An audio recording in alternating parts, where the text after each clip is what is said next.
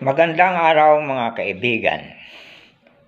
Ang balak ng Akbayan Group na at pinamununuan ni Senator Risa Hontiveros na magkaroon ng convoy sa darating na Christmas, sa convoy ng mga bangka na papunta doon sa Ayungin Shoal, doon sa Sierra Madre, para magdala ng regalo sa mga sundalong nandoon nagbabantay sa barkong Sierra Madre sa Ayungin Shoal, ay ayaw hinahadlangan ng ating National Security Council at ng Armed Forces of the Philippines, marahil, at ang Coast Guard, kasi delikado daw. Ay siyempre baka harangin na naman sila ng Coast Guard ng China, magkakaroon ng mga hindi magandang pangyayari, at ito ay baka mauwi pa sa escalation, sabi ganon.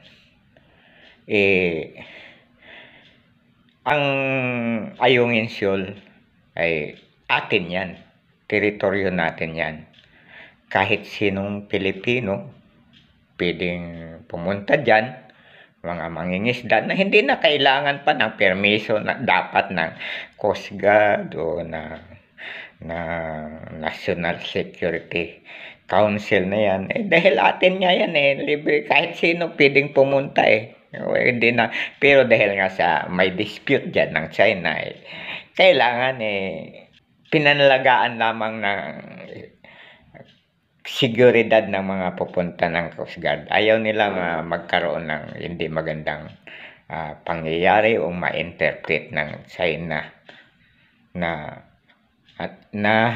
baka magpadala din daw sila ng mga paano na ngayon kung magpadala rin sila ng libo-libong tao dyan, mahirap na. Ganyan, magkakagulo na.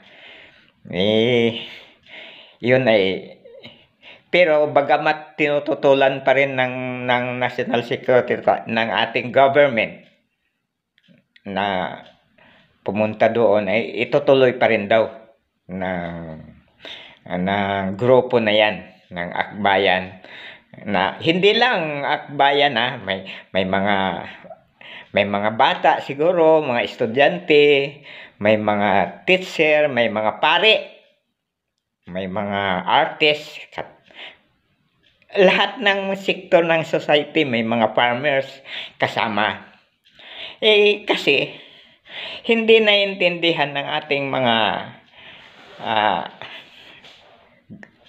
government agency ang kahalagan ng ginagawa na ito. Ito ay civilian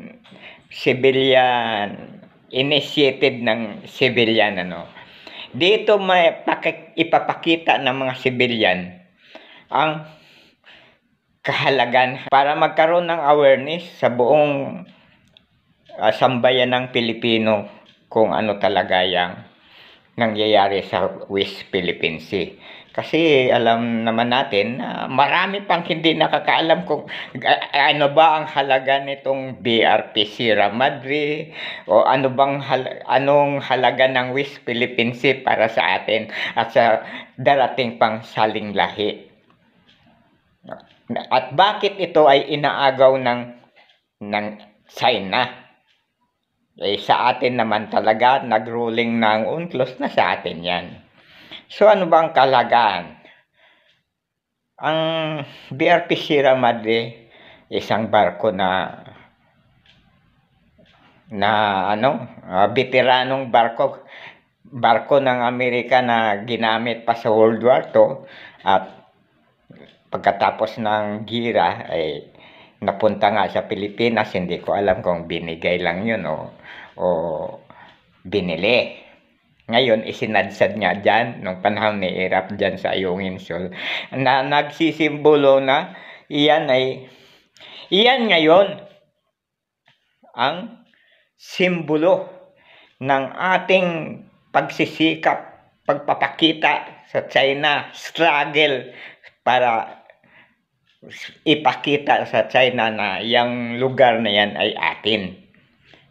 Na hindi naman magalaw-galaw ngayon ng China yung BRPC Rabat dahil kapag ginalaw nila yan ay may invoke na ngayon yung defense treaty natin sa US.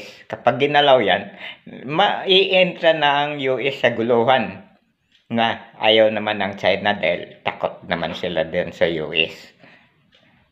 Hanggang ngayon, kahit sabihin pang superpower sila, ayaw nilang makipag-labanan sa US pagdating sa military.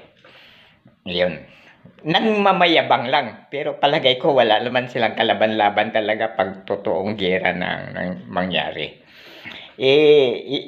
Pero ang ginagawa ng China, kaya ayaw nilang papasukin doon yung mga nagbibigay ng mga pagkain, naghahatid, para magutom doon yung mga sundalo, yung mga nagtao doon sa BRPC Ramadre, magkakandamatay, at in the end, magsawa na, aalisin na lang natin ng kusa yung barko dyan. Kasi matagal na nilang pinapalis, sabi, may nangako daw na aalisin. Hindi ko alam kung sinong nangako. Kahit na si Presidente Duterte na maka-China, hindi nangako na aalisin yung si Ramadin na barko na yan.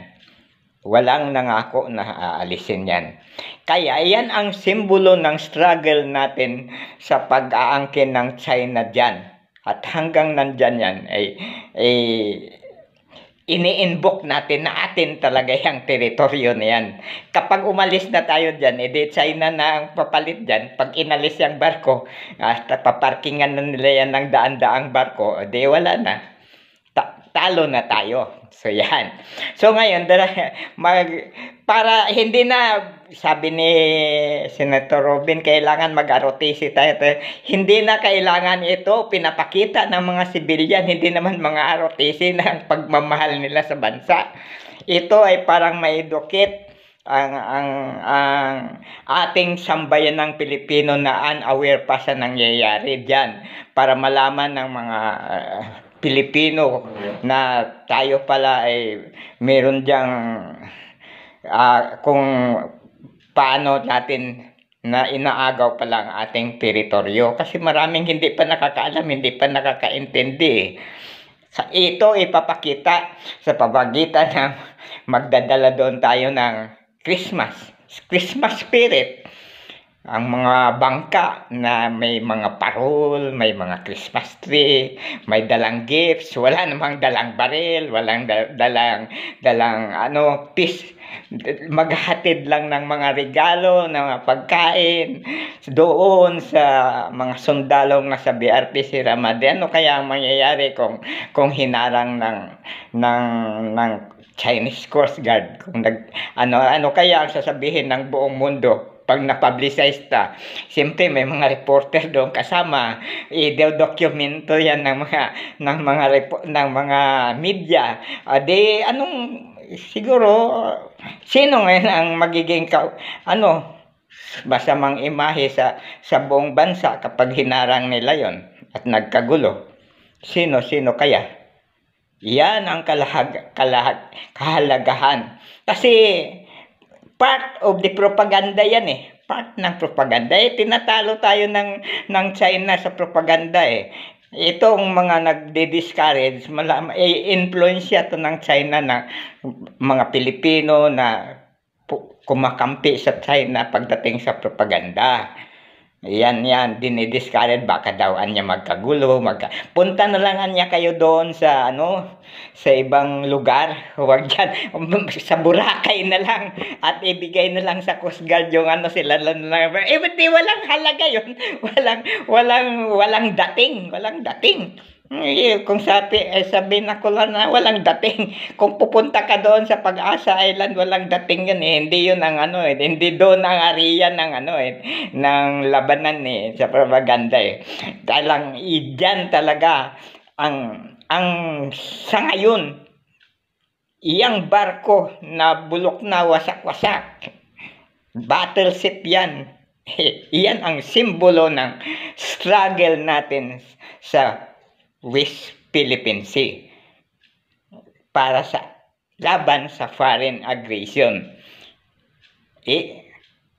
Para tayong naduduwag Di ba lahi tayo na Lapu-Lapu, sila Kandula, di ba?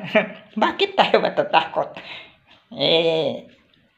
Kung dapat ang Coast Guard suportahan ito, ang National Security Council suportahan itong move na ito. Ito ang pagpapakita ng isang Pilipino na patriotic na hindi natin kahit isang pulgada ng Pilipinas hindi natin ibibigay. Yan ang sabi ni Presidente Marcos, di ba? Ngayon na natin ipakita, mga Pilipino. Ito ang pagkakataon tamang-tama na ang mga Pilipino ay aware na sa ginagawa ng China. Kung magpadali sila ng mga Chinese din, yung China, pagkita-kita doon, hindi naman yan siguro, baka magligawan pa nga yan, magyakapan pa yan, anuhan pa, sasabihin pa, next week ulit kita-kita tayo dito masarap na feeling, makikita ngayon ng mga policy maker dyan sa China na mga komunista hindi na natin